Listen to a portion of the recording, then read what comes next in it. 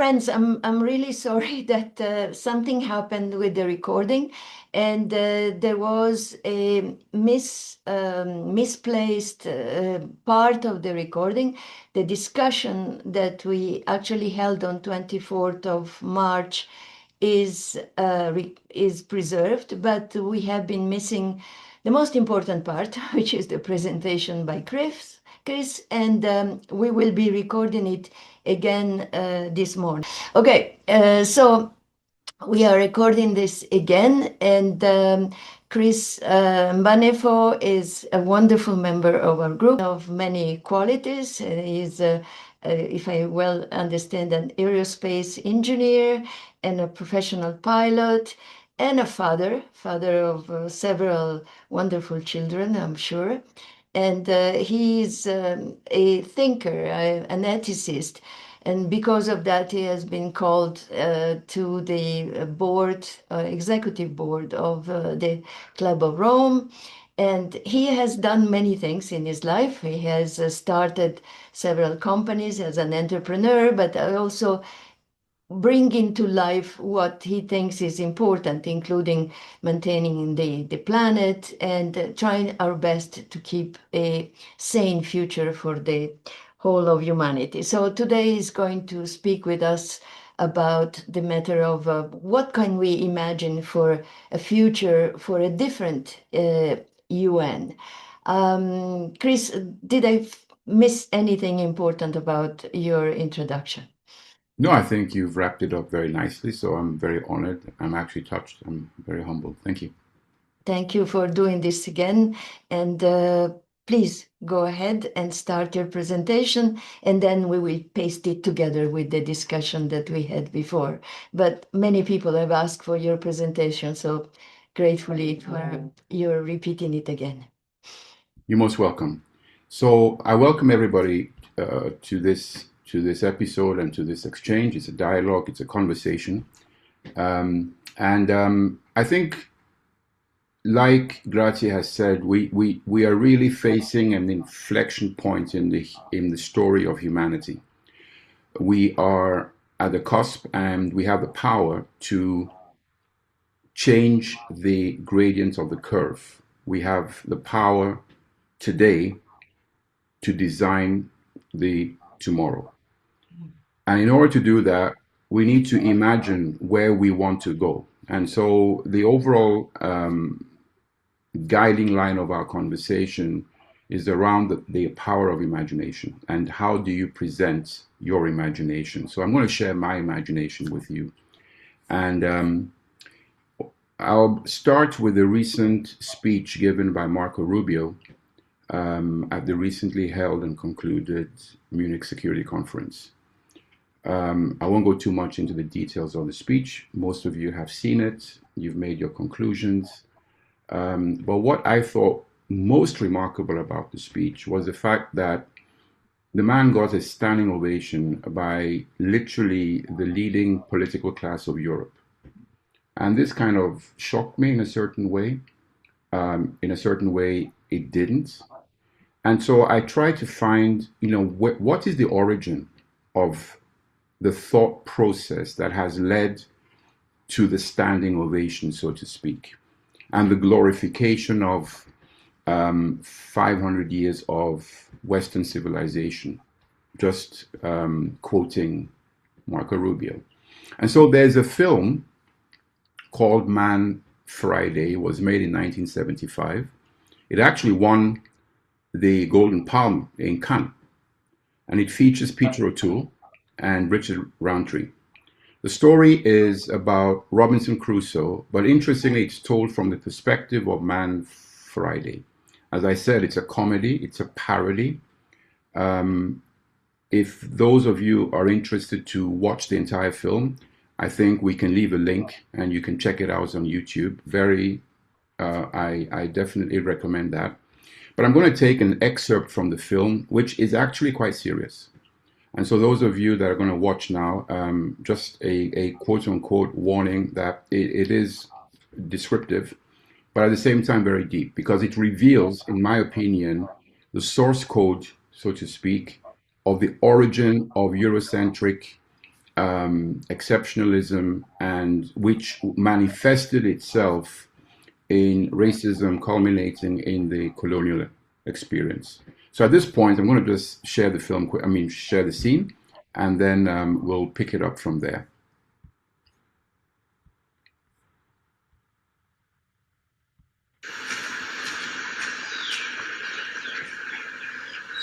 Time for school, master!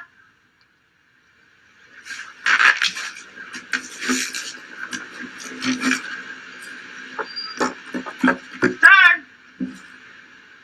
Time!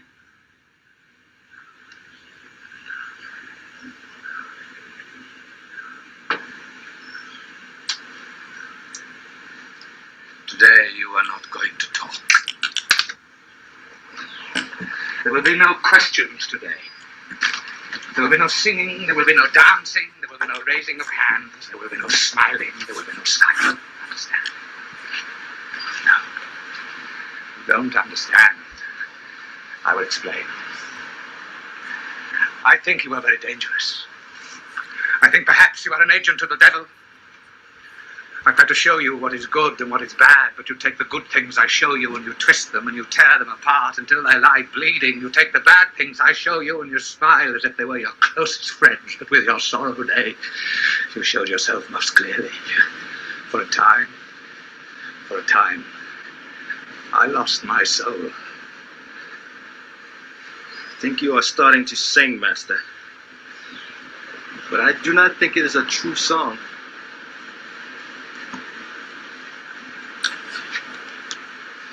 Over there. Over there. Over there.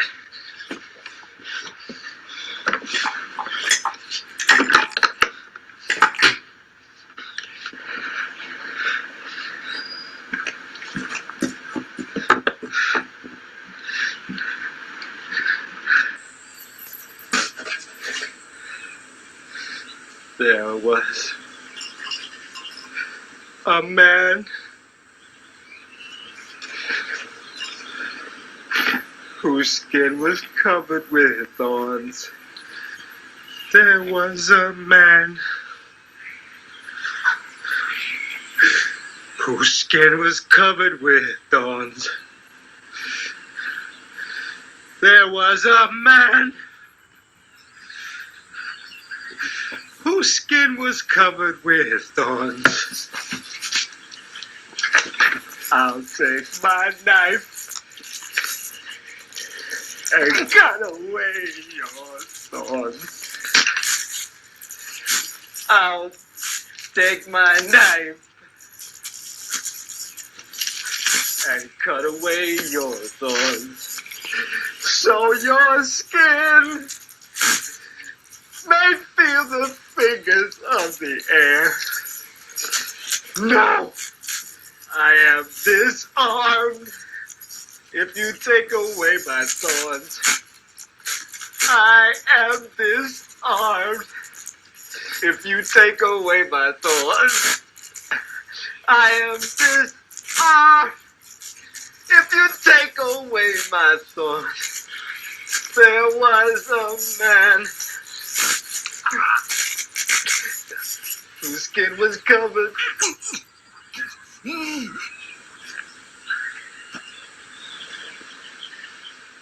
Today's lesson is about man. The earth belongs to man.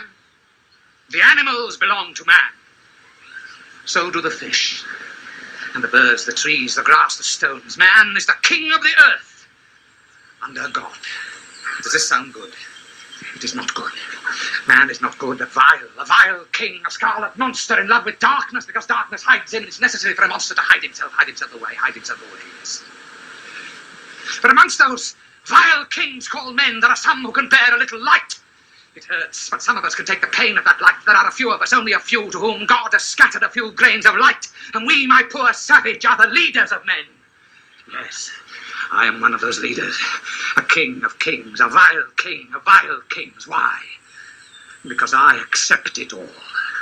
I bow down to those more kingly than myself, more monstrous than me, for man is a monster, and the greater the man, and I make myself responsible for those who are less kingly, less monstrous. I'm a vile king of vile kings because I use my will. Because what I take, I keep. Because I have a gun. Because I have a pipe. I have rum. I have a hammock. Razors, a grindstone, an axe.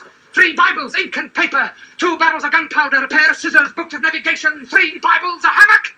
Mathematical instruments, crowbars, compasses, canvas, pistols, planks of wood. Because I do not flaunt my body. Because I know it is scarlet and monstrous. Because I am ashamed. You're not eating onions wrong. You're destroying them before they help you. Because I am proud to be ashamed. Because money is the fruit. No, I don't mean money. Yes, because money is the root. Because I am rooted in money and shame. Because I am the vile king of the vile earth. Because I came to save you from your monstrosity by showing you how dark you are and how monstrous. Because I am scarlet and monstrously white. Because I am. Because I have a gun. I love you.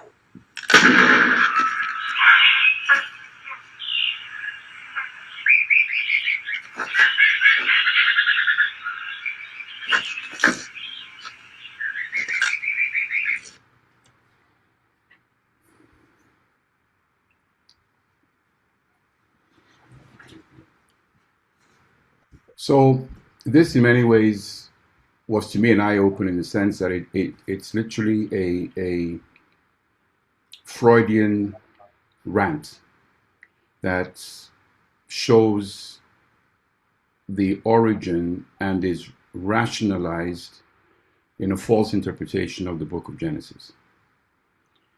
And so this leads us to, from the past into the present, culminating in the speech of Marco Rubio. And so at this point, what do? At this point, you also see that the origin of the United Nations is actually flawed in the sense that its roots are into that history that you just witnessed. So I'm going to start the presentation. So I'm just going to share my screen.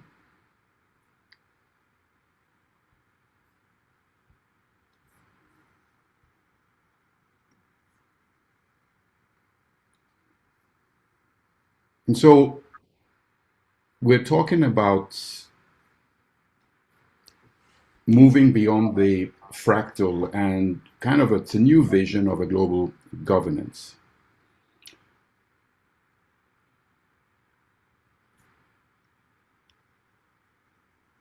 The ghost of Geneva, why did the League of Nations actually fail? The League of Nations was not defeated by the Second World War. The Second World War was made possible by the League's failure. It was conceived in the idealistic aftermath of the Great War. The League was built upon a paradox that would prove fatal. It sought to enforce collective security through the very sovereign nation states it was meant to constrain. Its primary structural weakness was the requirement of unanimity for any substantive action. This gave any single aggrieved party, most notably the revisionist powers of Germany, Italy, and Japan, an effective veto over any potential progress. Furthermore, the League lacked a standing military force and was entirely dependent on the goodwill of its most powerful members.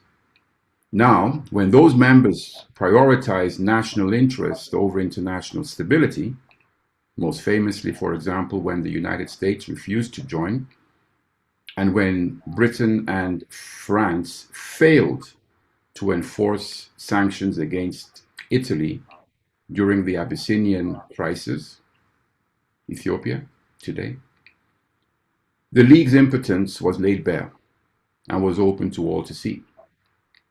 It operated as a gentleman's club for the status quo powers, and yet they were unable to evolve or to enforce their own covenants. The League failed not because the idea of multilateralism is flawed, but because it attempted to build a house of peace on the shifting sands of unaccountable sovereignty. The creation of the UN and the phoenix and its flaws. The United Nations was actually born from the ashes of the Second World War, with the explicit intention of correcting the League's errors. The architects in San Francisco in 1945 introduced critical innovations to avoid the paralysis of unanimity. The most significant was the empowerment of the Security Council, where the veto was now confined to the 5 permanent members, the P5: United States, the USSR, United Kingdom, France, and China, rather than being a universal right. The creation of the General Assembly allowed for a forum of universal discourse, while the Secretariat provided a semblance of institutional continuity. However, these improvements came at a profound cost that embedded a systemic weakness from the outset. The UN was created by the Allied powers, the dominant colonial powers of the era. At the precise moment the tide of decolonization was beginning to rise. The P5 were, with the exception of China, which was then the Republic of China, the very empires that controlled swaths of humanity. Consequently, the United Nations was designed not to transcend the Westphalian system of empire and nation state, but to freeze it in amber. It granted permanent military and political authority to a handful of victor states, creating a hierarchical structure that institutionalized the inequality it was ostensibly created to mediate. The systemic weakness of the UN, its Achilles heel. The structural flaw embedded at the UN's birth has become its terminal weakness. The Security Council, intended as the organization's executive committee for peace and security, has devolved into its Achilles heel. The veto power, wielded by the P5, allows geopolitical rivals to paralyze action on genocide, aggression, and climate-related security threats. The Council's composition reflects the geopolitical reality of 1945, not the multipolar reality of the 21st century. Entire continents, Africa, Latin America, lack permanent representation, while major economic powers like India, Germany, Japan are excluded from this inner sanctum. This paralysis is exasperated by the fact that the UN is an organization of states, not of peoples. The sovereignty of the nation state is sacrosanct, meaning the UN is structurally unable to intervene effectively in the internal affairs of a state committing atrocities against its own citizens unless the P5 agree. Furthermore, the UN's mandate is siloed. The Security Council deals with security in a military sense. The World Bank and the IMF deal with economics. The WHO deals with health, and the IPCC deals with climate. There is no integrated mechanism to address the reality that climate change is a security threat, that economic inequality is a driver of conflict, and that, for example, pandemics are a function of ecological imbalance. In short, the United Nations is a 1945 machine trying to solve 21st century poly crisis.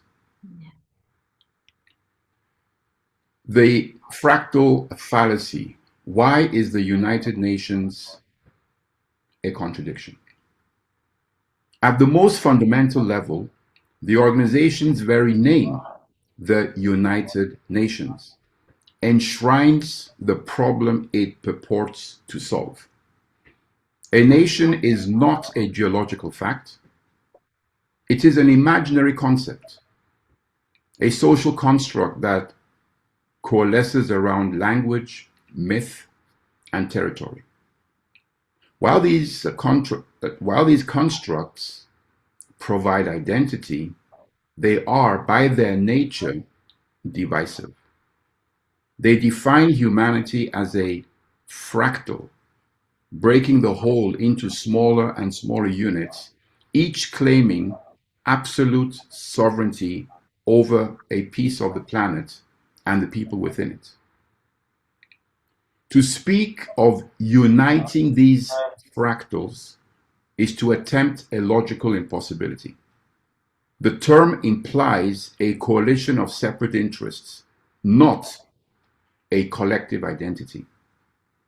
It suggests that the ultimate goal is to coordinate the desires of 193 distinct self-interested actors.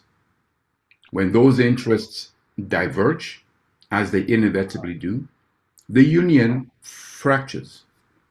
True unity requires a shared identity and a common baseline for decision-making that transcends the nation.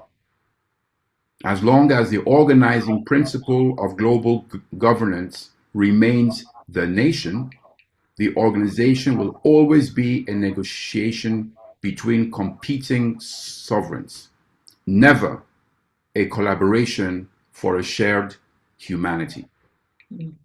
To move forward, we must abandon the fractal of nation as the primary unit of global political identity. Let me repeat this. To move forward, we must abandon the fractal of the nation as the primary unit of global political identity.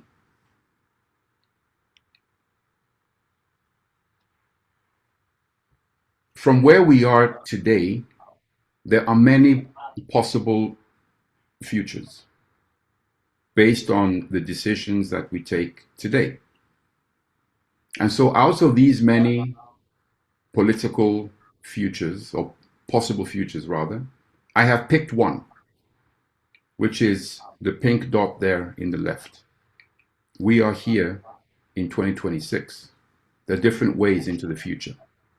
So I'm going to flip the time curve around, the time axis, and I'm going to share a report from that particular future of 2050. The following is an excerpt from the archives of the Great Transition, a retrospective analysis published in 2050 detailing the dissolution of the United Nations and the establishment of a new framework for global cooperation. The catalyst for the old system's final collapse came with the Great Gulf War, ignited in February of the year 2026 by the joint attack of Israel and the United States on the Islamic Republic of Iran. It quickly escalated into a regional conflict among the states in West Asia and rapidly escalated into a global conflict. Within months, the world economy lay in ruins. Oil prices oscillated wildly before spiking to levels never before recorded. Several Gulf nations, once regarded as the pillars of global energy security, ceased to function as coherent states. The ensuing fossil fuel crisis became a weapon wielded by desperate governments. Secondary conflicts erupted across Europe and Asia as nations scrambled to secure energy supplies, undermining alliances and resurrecting dormant territorial disputes. The United Nations, already weakened by decades of Security Council paralysis, proved utterly incapable of response. The crisis reached its apex when one of the P5 members and one of its key ally, representing the very center of power during the post-1945 period, were formally expelled from the UN after their actions were deemed to have violated the fundamental principles of the Charter. Remarkably, this occurred despite that member's invocation of his veto.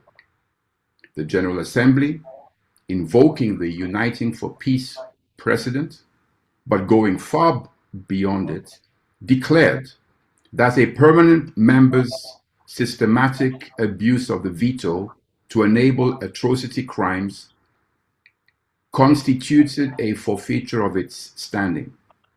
The Security Council never recovered.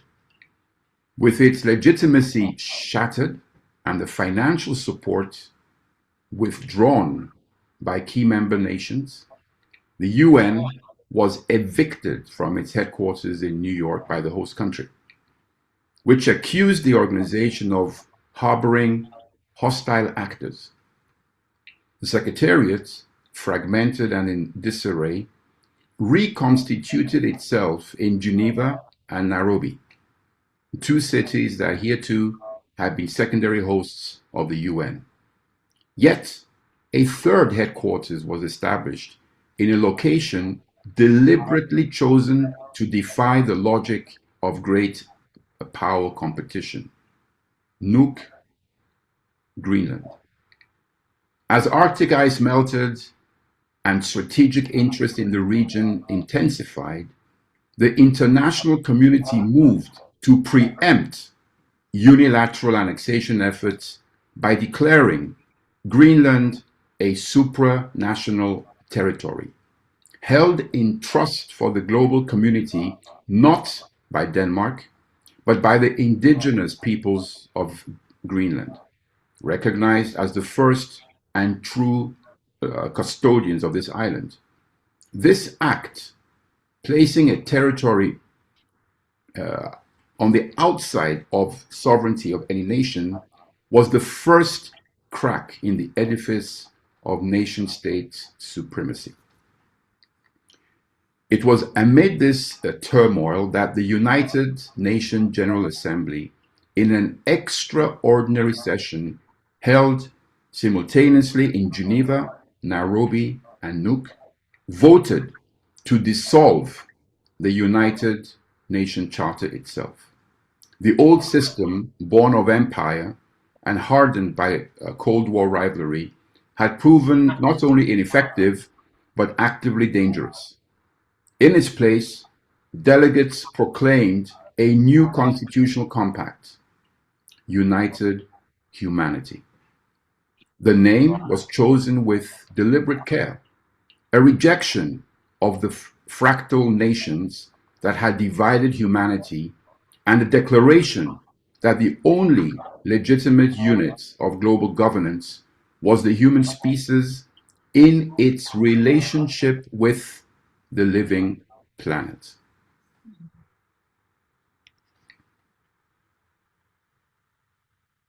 The new architecture, based on pillars. The United Humanity's primary deliberative body, now called the United Assembly, was restructured entirely. It is no longer a congregation of ambassadors representing nations. Instead, it operates through key pillars, each representing a fundamental domain of human and planetary well-being. The inaugural pillars were established as peace and conflict prevention, health and pandemic resilience, equitable education, water and ocean stewardship, sustainable energy, AI and technological ethics, economics and finance.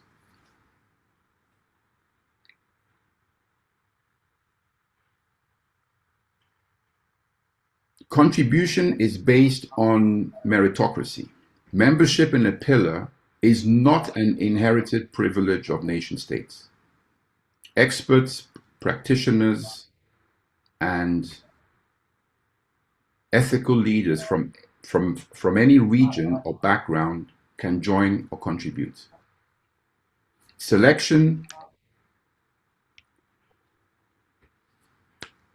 The selection is determined by a transparent AI audited process that evaluates three criteria. First is ethics, a verifiable commitment to human rights and ecological integrity.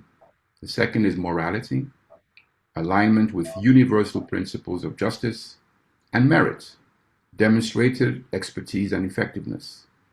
A retired Indonesian hydrologist can sit alongside a Kenyan Minister of Finance and an indigenous philosopher from Brazil, all within the water pillar, not as representatives of their nations, but as stewards of that particular domain. I'm just checking here with this is the slide that should be here. All the pillars operate under a constitutional mandate that supersedes national economic interests. Every policy, regulation, or infrastructure project must be vetted for its alignment with planetary balance and the quality of all life. A policy proposal from the economics pillar cannot be passed if it increases short-term GDP at the cost of biodiversity collapse. Likewise, a proposal from the artificial intelligence pillar cannot be deployed if it exasperates the digital divide or harms mental health. The criteria for quality of life has shifted from purely material metrics, GDP, to holistic indicators measuring well-being, ecological vitality, and community resilience. A constitutional check has been created based on the seventh generation principle. The most radical innovation of United Humanity is the mandatory application of the seventh generation principle, inspired by the ancient governance philosophy of several indigenous cultures, such as the Haudenosaunee Confederacy. Every decision passed by any pillar or by the United Assembly as a whole must undergo a seventh generation impact assessment. The definition is as such: an independent body of futurologists, ethicists, and ecologists evaluate whether the decision's projected outcomes are positive for the seventh generation from the present, roughly 150 years into the future. The mechanism is as such: if a decision is found to have negative implications for the well-being of those who will live in a century from now, it cannot be passed. This shifts governance from short-term electoral cycles and quarterly profit reports to intergenerational equity. Crucially, the seventh generation principle is itself nested within the ultimate authority of Mother Earth. Any decision that fails the seventh generation test is automatically incompatible with the long-term health of the planet. Conversely, even a decision that appears beneficial for 7 generations must still be measured against the primary litmus. Does it honor and sustain the living systems of Earth? The power of the future lies in including a novel introduction called the youth referendum.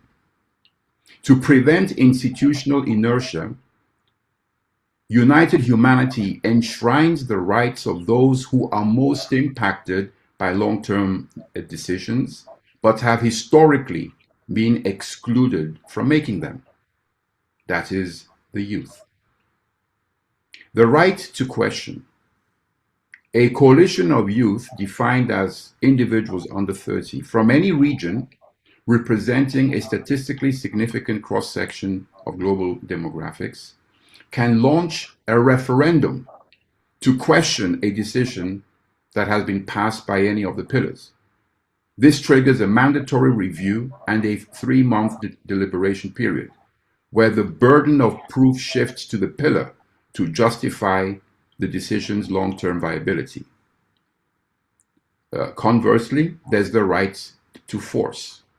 If a pillar fails to act on a clear crisis, for example, inaction on a novel pathogen or a looming water crisis, the youth coalition can launch a referendum to enforce action. This creates a binding obligation for the relevant pillar or pillars to draft and implement a solution within a defined time frame. All youth referenda are reviewed through the dual lens of the 7th generation principle and the overarching authority of Mother Earth. Because it's the youth who will inherit the Earth, they are recognized as its most legitimate guardians in the present. Mother Earth as the highest authority, the ultimate litmus test. What makes united humanity fundamentally different from all previous forms of global governance is the unambiguous subordination of human institutions to the natural world. The constitution of united humanity opens with the following articles. Article 0. The highest authority is Mother Earth. All human-made laws, policies, and decisions are valid only insofar as they respect, protect, and regenerate the integrity of Earth's ecosystems, biodiversity, climate systems, and natural cycles. Article 00. The rights of nature are justiciable. Rivers, forests, oceans, and living species, they possess legal standing to be represented before any pillar or judicial body. No decision that violates the rights of nature can be enacted. In practice, what does this mean? A proposal from the energy pillar to expand solar farms must first undergo an ecological impact assessment where the rights of the desert ecosystem have equal standing to the need for clean energy. A decision by the economics pillar to restructure global debt must be evaluated not only on human economic stability, but also on whether it insensitizes the protection or destruction of carbon sinks and primary forests. The peace pillar cannot negotiate a ceasefire that would allow resource extraction to proceed in a way that irreversibly damages a watershed. The ultimate authority of Mother Earth transforms governance from a zero-sum competition among nations into a sacred duty of care. It redefines security as ecological stability. It defines prosperity as planetary health. And it defines justice as the recognition that humanity is but one strand in the web of life. To conclude, the League of Nations failed because it codified unanimity. The United Nations failed because it codified hierarchy.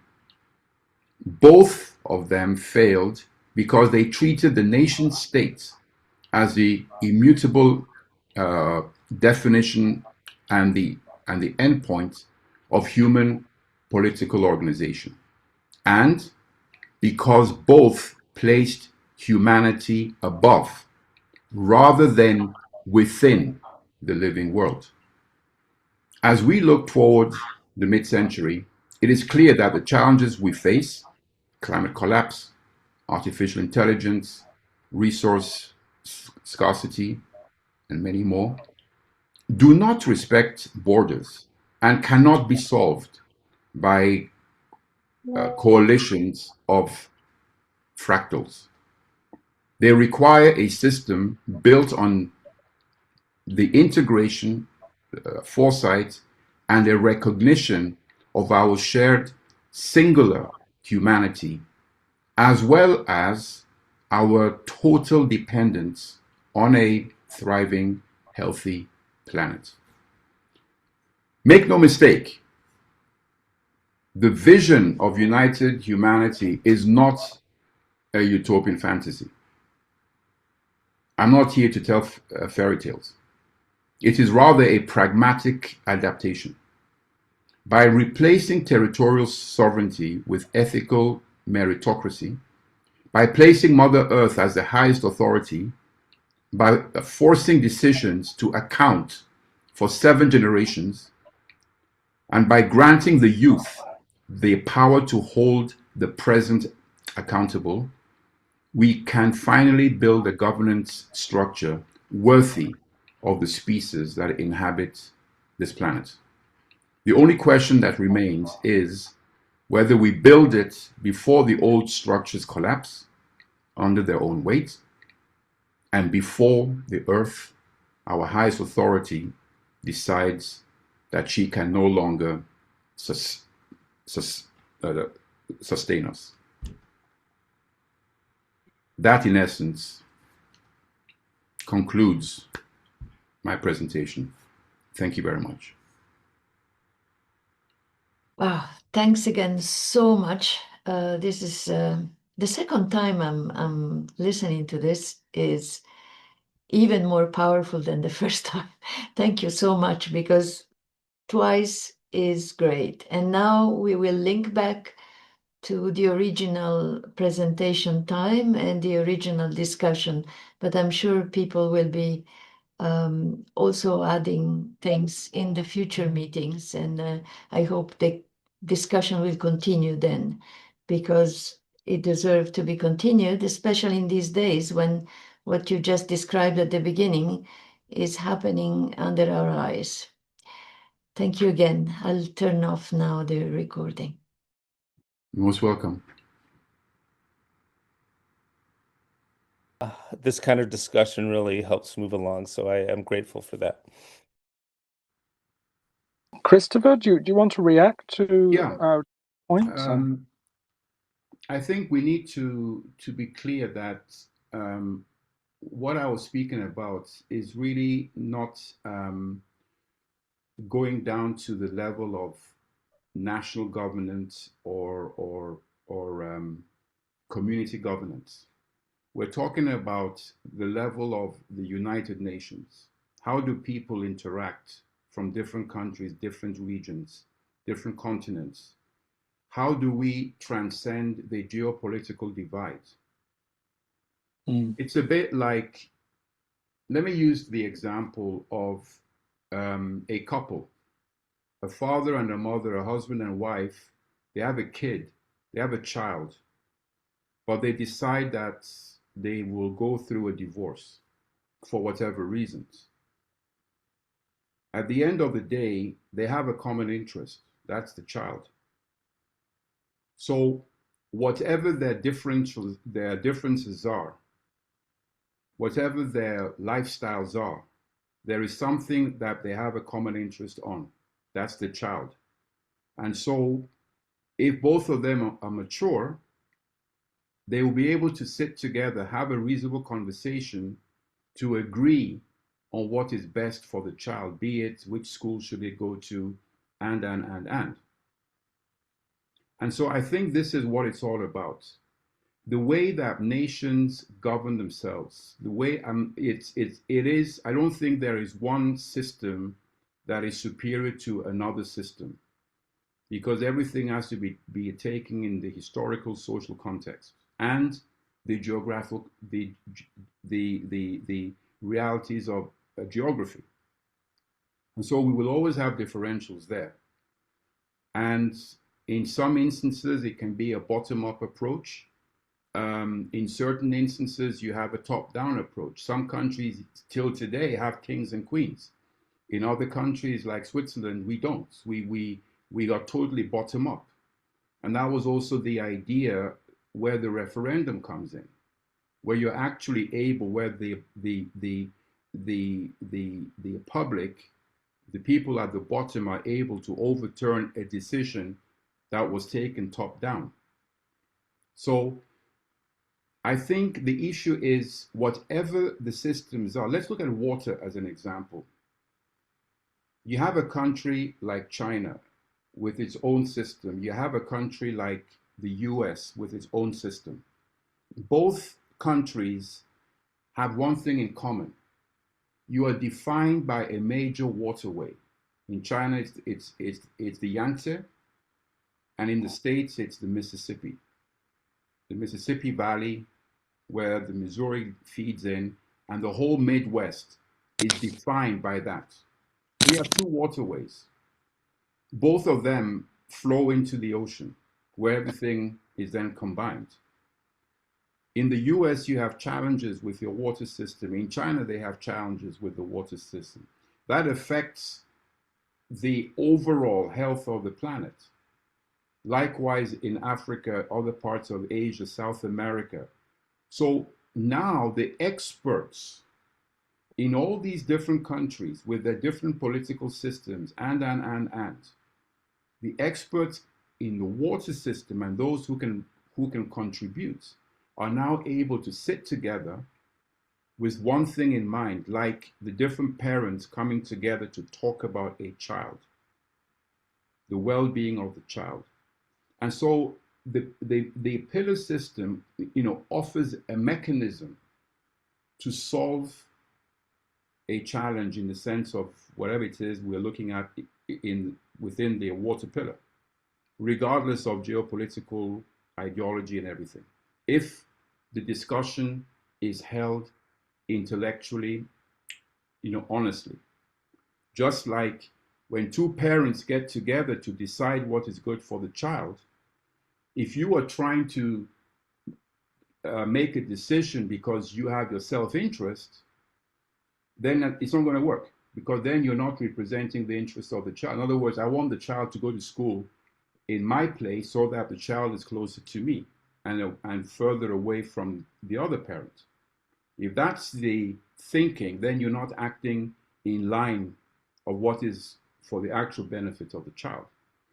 And so that's my rather expanded answer or response. But I hope you see the perspective that I'm coming from. Yep. Thank you, Christopher. And I can see Grazia. You have your hand raised, Grazia. Yes. Am I muted? No. Thank you so much, Chris. There are several points that I really resonated, and I feel it's extremely important what you brought about. Starting from the beginning movie that frankly hurt me. I never watch things that look like a torture of someone, because I think it affects us all. But you brought us to understand really deeply that what the UN of today is all about, because it is all about being funded in a colonial and racist mindset. And this, we see it very visible today in all the wars that are happening around us. So we need to start from that for anything that will transcend it. And I also would like to thank you really profoundly for the element of strongest appeal that I find for your vision, which is this shared humanity, because that's the bottom element that we all share, and then can truly make us transcend colonialism and racism, and even all these small selfish tendencies that we all have.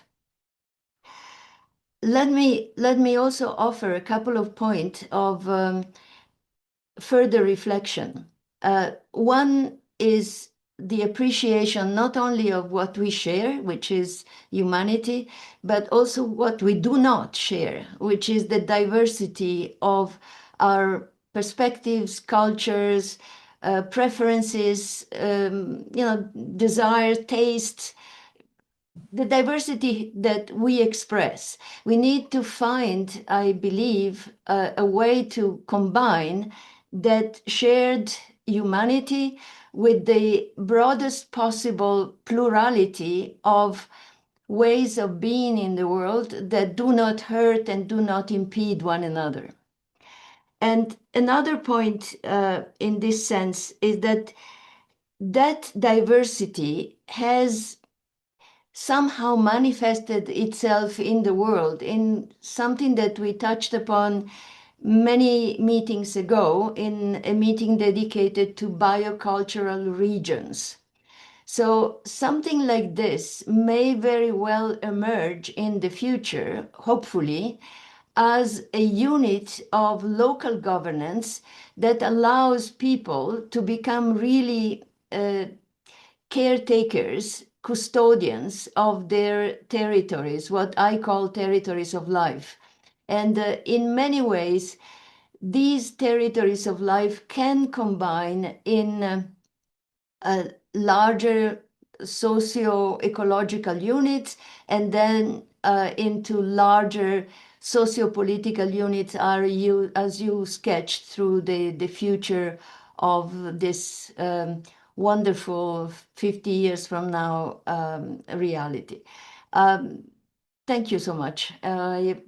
I have other things, but I better shut up. Thank you. Thank you, Grazia. I think what you said, Grazie, is absolutely true.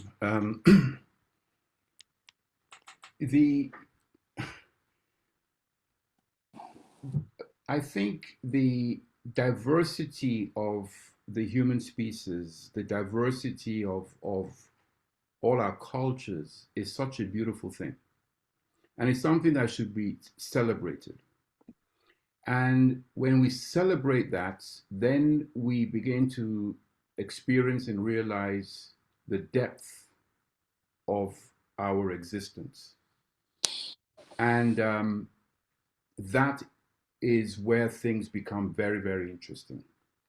I think one of the fallacies, if I may say, of the Western educational system in comparison to indigenous educational systems is that in the Western educational systems, you focus on the differentials. So in a nutshell, when a highly educated and trained biologist looks at a tree or looks at trees, he can tell you that's an oak, that's a fig tree, that's an olive tree, and he can go in and explain all the differentials between what makes this tree unique vis-a-vis the other tree. When you speak to an indigenous person, he doesn't focus on the differentials. He or she will focus on what is in common. As a matter of fact, he will be focusing on the commonality between the tree, the butterfly, and the rainbow. And at that point, you're able to connect the dots. Yeah. And so it amazes me, and I'll say this in a very kind of, in a humorous way, it's a reflection of our thinking. We see that we are focusing so much on the differential. So cultural diversity is immediately analyzed. Then you have the anthropologists come in and they now write a whole PhD thesis on the differential between this and that. And so some of you may know. If you don't, I'll tell you.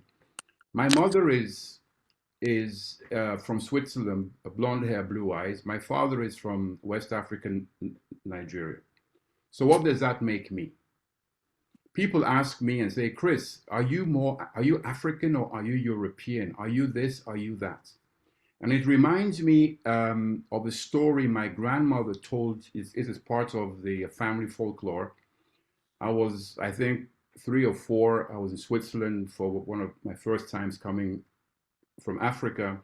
My grandmother takes me to the playground, and according to her, I'm there in the sandbox playing with a little blonde girl, and we're having a good time playing in the sandbox. And then my grandmother overhears a conversation. She's asking me, why is the color of my skin the way it is? And I've never been confronted with that question before. And quite frankly, I didn't have an answer.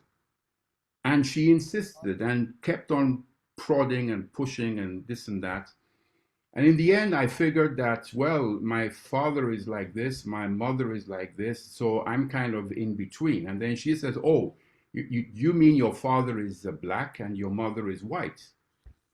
And I imagined my box of crayons, and I said, no, my father is not black because that's the thingy right over here, and white is the thingy way over here, but rather my father is more like brown and my mother is closer to pink or something something like that. She tends to change colors more often. When it gets cold, she turns more into blue, and when she's angry, she's red, and so you have a bit of a shifting thing going on here. And so she basically was insisting on black and white. And then when I said, okay, fine, black and white, then she says, no, it's not true. You're lying. And I looked at her. I said, what do you mean I'm lying? She said, no, you're lying. You're a liar. And I said, no, I'm not a liar. She said, yes, you are a liar. I said, how can I be a liar? I'm here in front of you. What do you mean I'm a liar? She said, no, you're a liar. I said, okay, so why am I a liar? This is all my grandmother telling this. I don't have no living memory of this, but that's what she was saying. So in the end, the little girl said, yes, you're a liar, because if it was true, you should look like a zebra, which in many ways has a certain amount of logic. So, it makes a certain amount of sense. So at that point, I was speechless. So my grandmother said that's the very first time we saw Christopher speechless. He didn't have anything to say. So anyway, so I picked this up. And when somebody asks me today, Chris, are you more black? Are you white? Are you African? Are you European? What are you? Da, da, da, da, da, da. I say, listen, my friend, look at me as a zebra, okay? But I will leave it up to you to figure out, am I a black zebra with white stripes? Or am I a white zebra with black stripes? You can think about that, break your head, go down that rabbit hole and figure out what the answer is. All I know, I'm a zebra. And so I'm saying this in a kind of a humorous way for us to realize that we will always have more in common than what separates us. And that at the end of the day, each leaf of a tree is different, is connected to different branches. Different branches are connected to different parts of the trunk, which is connected to the roots, and they're different roots. We're all part of the same tree, but the bark is different from the leaf, different from another leaf, different from the flower, different from the fruit. Each of us is connected, sucking the same sap of life energy from the universe. And together, we make a beautiful tree. And that's the focus, and that's the way we should look at diversity. Okay. Yeah. Thank you, Christopher. I'm going to turn to Edwin, who's been waiting for a little while. Edwin, you have your hands raised. If you could unmute and come in the conversation. Sure. Can you hear me? Yeah. Yes, I can hear you now. Yes. Okay, Yeah. great. Christopher, thank you very much. I think I'm gonna tie on to that because there's a lot of resonance that I found within myself as also an eldest son of a man from Iran and a mother from Belgium, Western Europe. So these debates, or let's say these inquiries, have also been really playing in my own life as well. But and when I come down to this idea of the commonality, and then tying back into your presentation as well, there are some things that I've also been thinking about and started to write about as well. Let's say on this whole idea of when we let's say when we have to go beyond the United Nations, for instance, where everything is still bounded to nations, nationalities, into categories of difference. What does it mean to go beyond that? And that's where I started to think about a concept that actually is already out there, and that's the idea of planetary governance. And that is maybe something that you're also familiar with. And I found it a really inspiring talk in the way, because what you were talking about is it ties into how these systems are built on certain values, to my belief, and or to my understanding at least. And I think there is a dire need of, if we look at how a body like the United Nations is dealing with the current challenges and wars and destruction that is going on in the world, I really wonder what kind of values that they are still trying to uphold in that, and if we have to go beyond those values and look at what it actually means at a planetary level as a kind of a shared responsibility that we are having as a species, because at the end of the day, we are dominant, for by lack of better words. There's just questions that I'm having on how do we need to restructure these things, and does a restructuring of the United Nations is it really going to help, or does it, or is it or would it fit, for instance, the a new kind of let's call it consciousness, maybe, that needs to emerge from that is thinking of how things are being governed at a planetary level.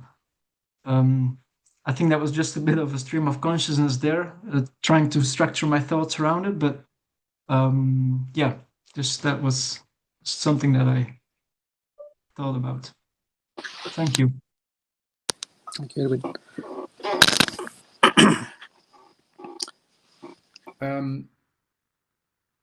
The answer to that is that I think what we are witnessing is we're at an inflection point in the story of humanity, of which the United Nations is very close to that inflection point. The United Nations is literally dying in front of our eyes. And you can either try to keep it alive, put it on life support, and it will behave like a human being on life support, which is rather lethargic, or you let it die, a natural death. Now the question is, what happens thereafter? And that was the story I was basically saying. There'll be crisis, which will lead to an escalation, to a point where something will give.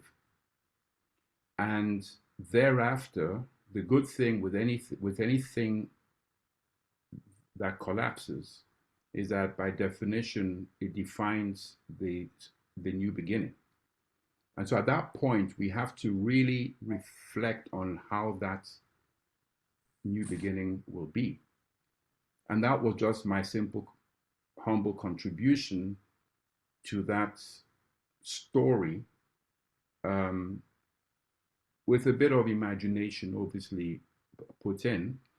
But by flipping the time axis, projecting yourself into the future, looking back to draw a line, a connection between the desired future and where we are today, that then defines the path from the present into the future, right? And as I was indicating, there are several potential futures available for us. We have the power in the present to define the future we want.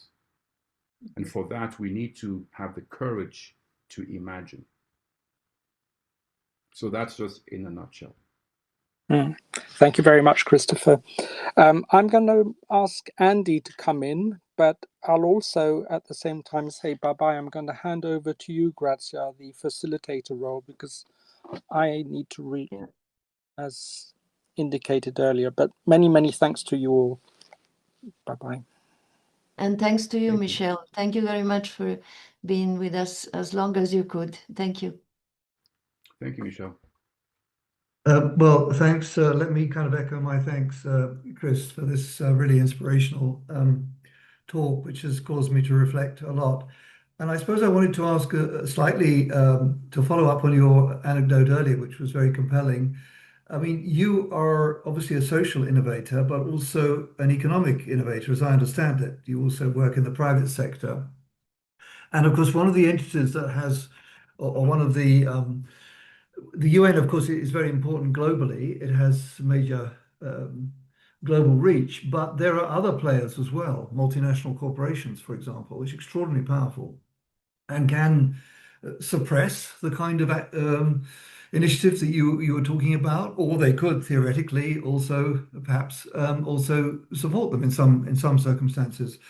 So I wanted to ask you perhaps a slightly personal question, how you saw your kind of entrepreneurial role in the social and the field of sort of planetary health, if you like, and the field of economic innovation and entrepreneurialism, and how you integrate those two parts, the two facets of your life.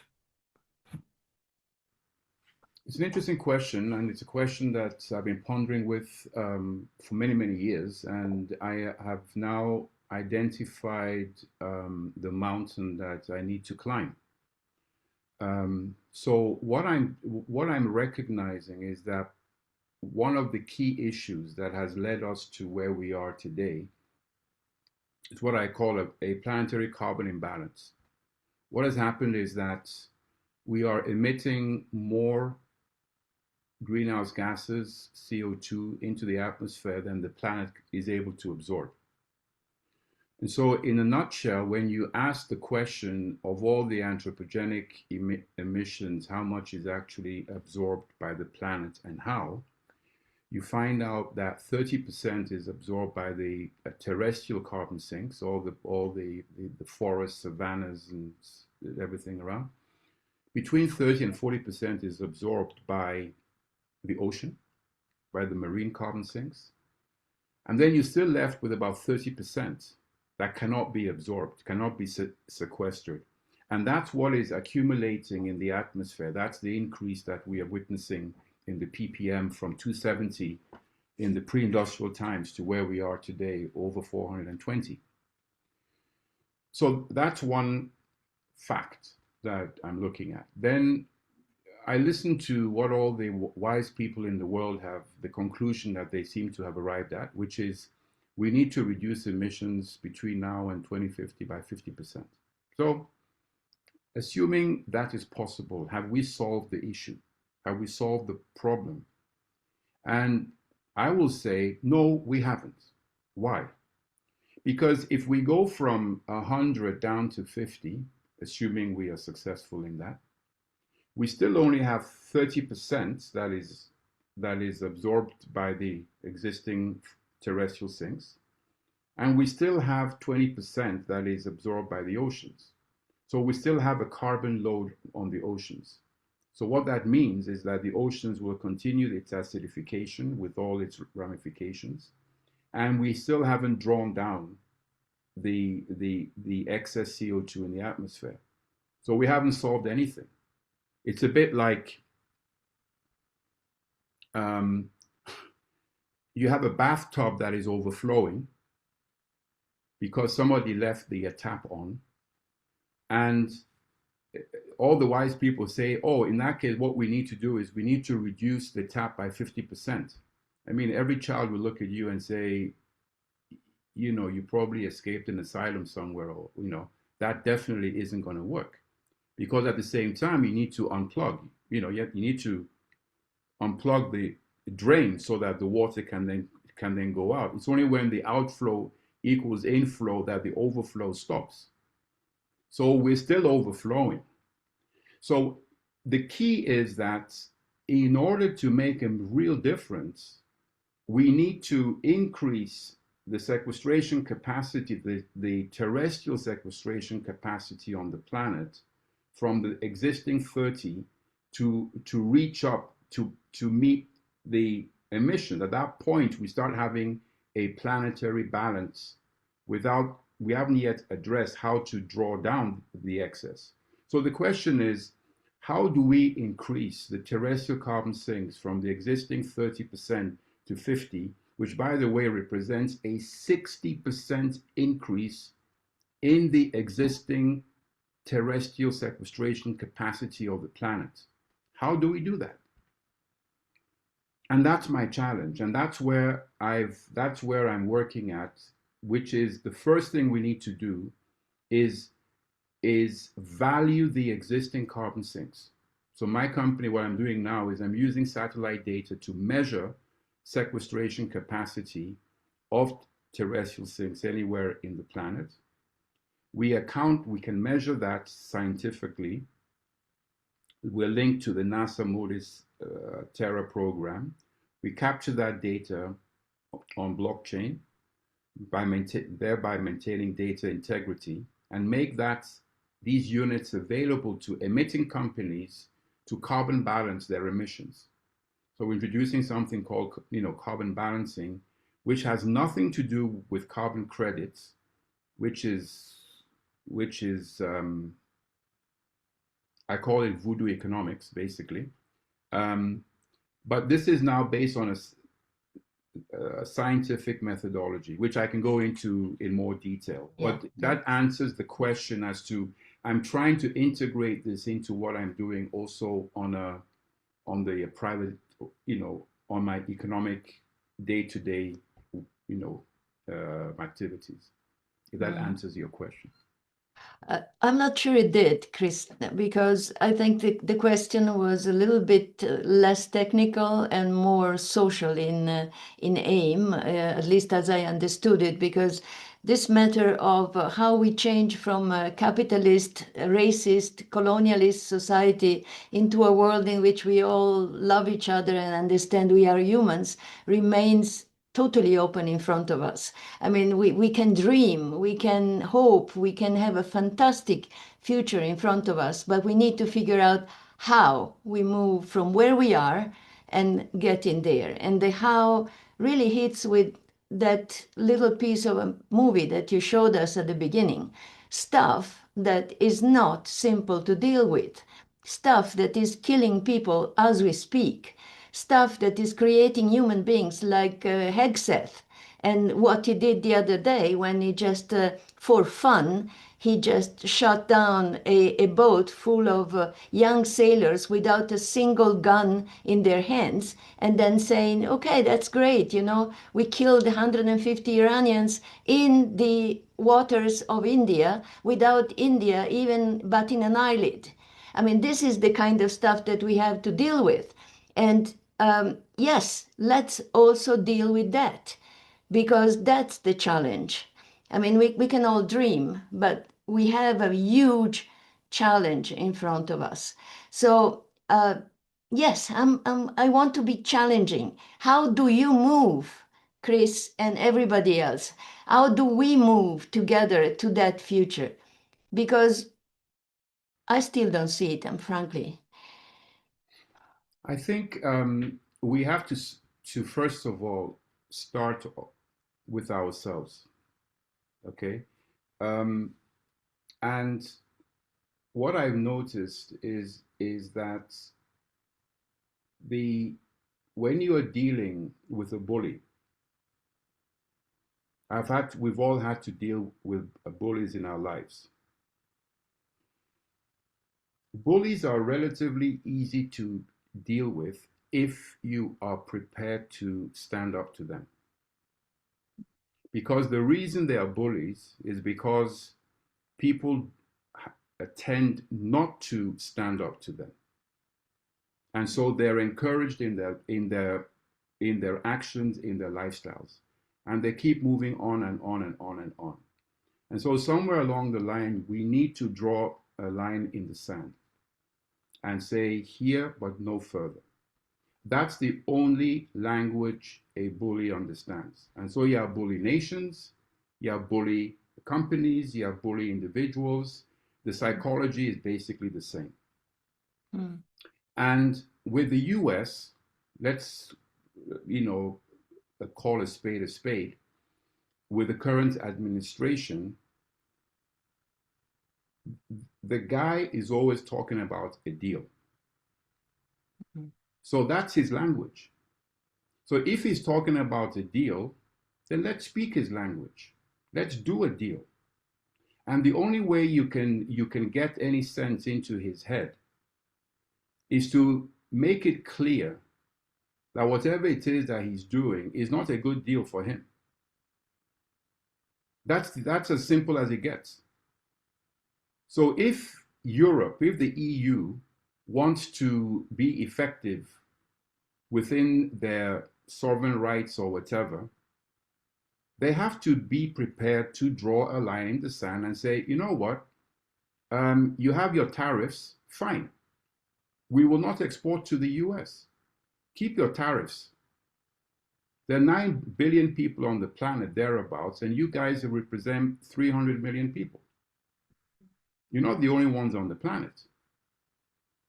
So increase your tariffs and we will do likewise. You say by 50%, we'll double it. Yeah. But that means that you have to be prepared to take the pain, because if you stand up to the bully, he may hit you. And this is where the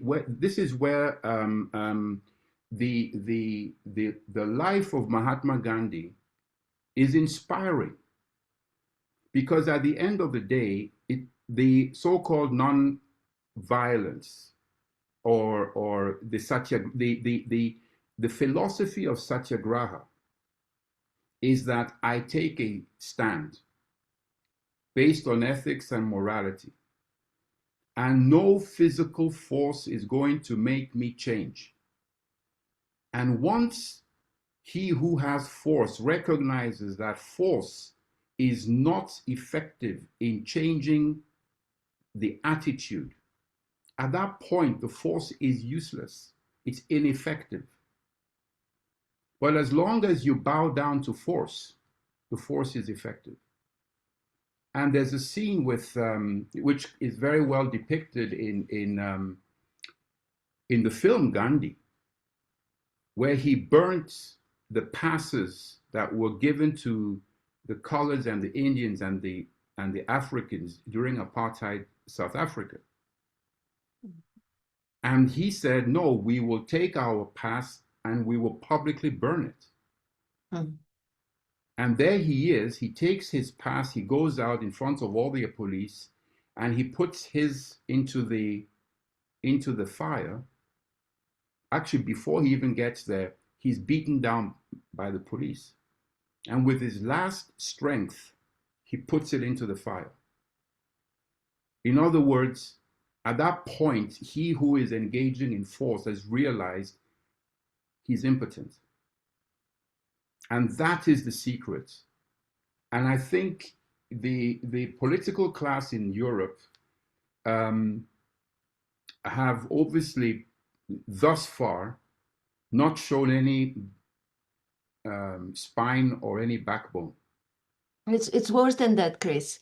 They are complicit. They I are agree. deeply complicit. And the system of militarism that we have been discussing for now 22 months is there. It permeates the Trump, who is not as important as many of us make it to be. It permeates the ones who are moving Trump. It permeates totally the European Union, our own powers in our countries. I mean, how do we, with our, desire to keep alive and keep others alive and not to throw away all the little joys of every day that you and I know well, living in Switzerland and figuring out that life is good after all.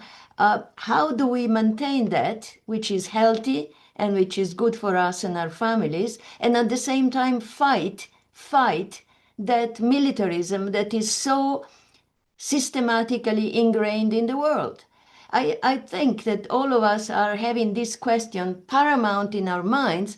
And, short of this fantastic view of Gandhian dedication of everything that Kati among us, you see her, she has been doing this for her entire life. She has been Gandhianly living and demonstrating. Well, many of us are not like Kati. We are not able to do this, but we desperately want to be together doing something meaningful for taking, this structure to calm down, to dissolve itself in its own venom and develop something much, much better that you have described.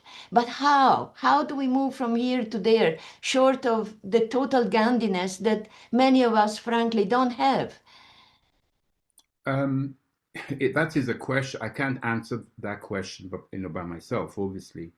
But I'll just share something that I've been thinking about. I think, Gracie, you and I have spoken about that. Karima is on the line as well.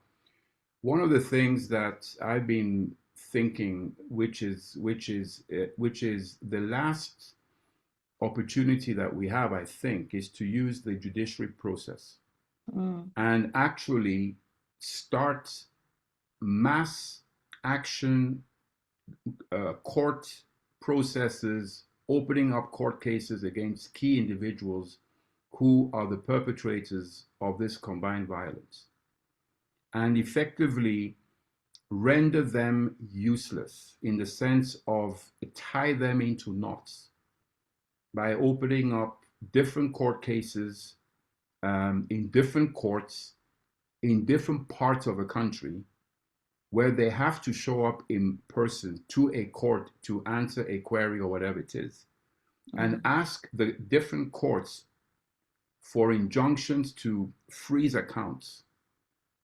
I mean, this is one way of doing it. And for that, it takes a certain amount of capital. So at that point, we have to think of a war chest. You need a financial, war chest. And it is we need to fight, let me use the word asymmetrical tactics, But I am questioning the efficiency of protesting and demonstrating on the streets. I'm not saying we shouldn't. Yeah.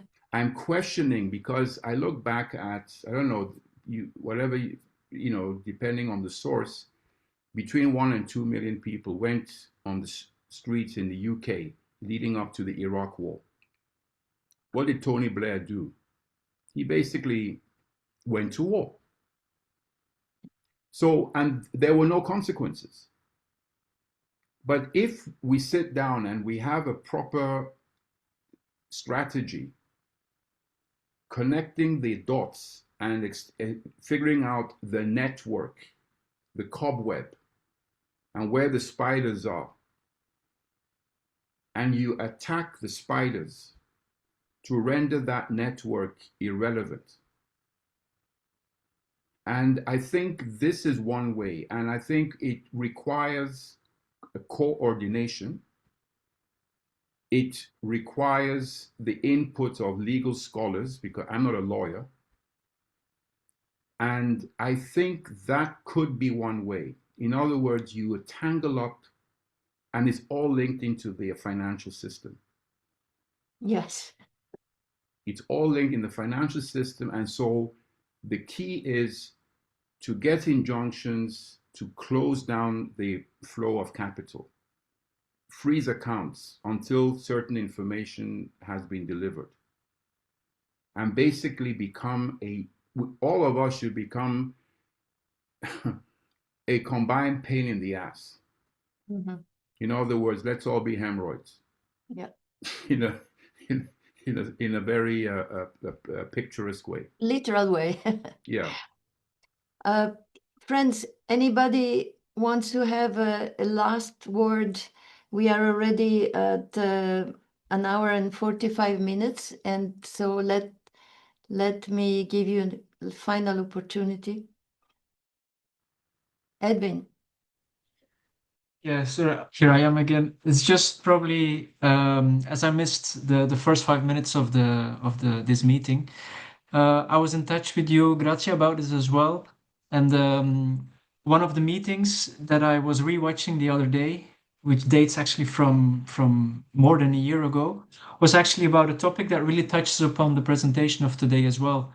And it's about this idea of converting the swords into plowshares, which is basically this adage on which United Nations is also built.